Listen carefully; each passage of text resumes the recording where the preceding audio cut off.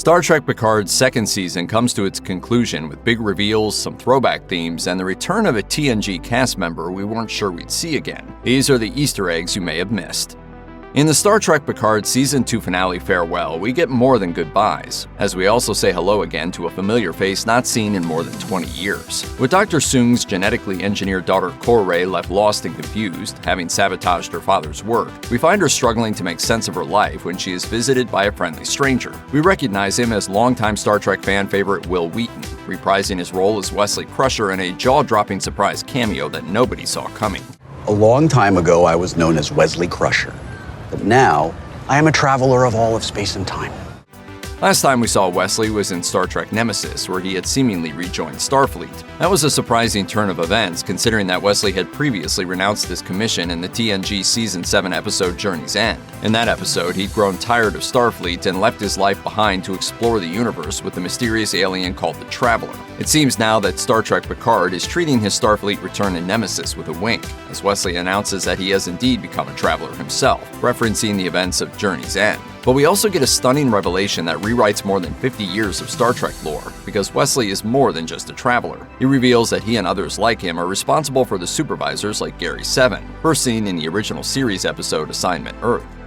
In the final moments of the Season 2 finale farewell, we learn the identity of the strange Borg woman who arrived on the Stargazer in the season premiere, revealed to be the Jurati Queen created through Picard's intervention in 2024. She has arrived looking for help from the Federation. According to her, there is a dangerous new threat that only the combined efforts of her Borg collective and Starfleet can solve. Once she declares the dangers, she brings up a star chart on the Stargazer's view screen filled with plenty of Star Trek Easter eggs, from Benzar to Dralax, but one stands out as particularly meaningful. The star system Maxia can be clearly seen when the chart first appears, and it's a system well known to Picard.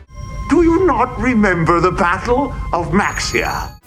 As revealed in the Star Trek The Next Generation first season episode The Battle, it's at Maxia that Picard had a fateful encounter with the Ferengi while he was captain of the original USS Stargazer. In a brutal defeat, the Stargazer was seemingly destroyed, but Picard used clever tactics to save his crew, including a deft strategy that became known as the Picard Maneuver. Eventually known by the Ferengi at least as the Battle of Maxia, it resulted in Picard being court-martialed after the loss of his ship, leaving a major stain on his otherwise impeccable service record. Of course, he would be somewhat redeemed in the battle when the Stargazer was discovered intact, and used as part of a revenge plot by Ferengi Diamond Bach for the death of his son at the Battle of Maxia.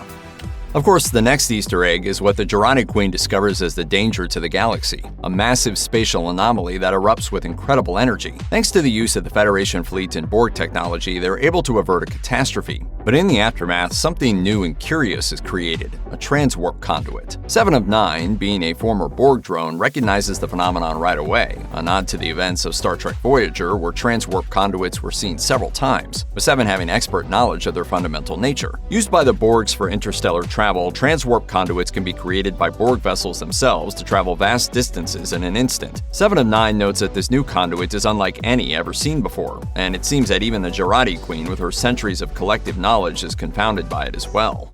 What you see is a piece of the puzzle whose final image is unclear, but is tied to a threat, one which requires close observation. Who or what created this transwarp conduit, or for what purpose, remains to be seen, and could form the basis for the upcoming third season of Star Trek Picard. Star Trek isn't just known for its characters, stories, and one-liners, but also features some of pop culture's most famous musical themes. The original Star Trek opening title music has become indelibly etched into the public consciousness, while the rousing march from Star Trek the Motion Picture, aka The Next Generation's theme music, isn't far behind. For decades, Star Trek has employed one of the movie industry's best composers, Jerry Goldsmith, and Farewell features another of his Star Trek themes in its closing moments. While Picard and his crew, along with his old friend Guinan, toast each other at the end of the episode, we hear the unmistakable theme from Star Trek First Contact. A recognizable tune, it played at the close of that film, as well as when Zefram Cochrane made first contact with alien visitors, a Vulcan survey ship. Here, it's used to good effect, in a scene that in some ways mirrors the final scene of The Next Generation, with Picard joining his crew in a casual setting to say goodbye. For decades, Star Trek has always pointed to Earth as a near utopia, with several episodes and movies describing it as a literal paradise. In Star Trek First Contact, the crew travels back to 2063, and it's said that in the years that follow, Earth would cure many of its worst ills, from poverty and disease to pollution and war. Visiting Guinan Adderbar on Earth back in the 25th century, Picard asked for an update on Rios, who stayed behind in 2024 to be with Dr. Teresa and her son. Guinan then tells Picard about the rest of Rios' life, how he died in a bar fight as an old man. But it's what became of Dr. Teresa's son that provides an answer to a long-time Trek mystery. According to Guinan, young Ricardo grew up to be a scientist, and in concert with Rene Picard's discovery of a unique alien organism on Europa, helped devise new ways of treating and solving the Earth's pollution problem, healing the world and cleaning the sky. Check out one of our newest videos right here. Plus, even more Looper videos about your favorite movies and TV shows are coming soon. Subscribe to our YouTube channel and hit the bell so you don't miss a single one.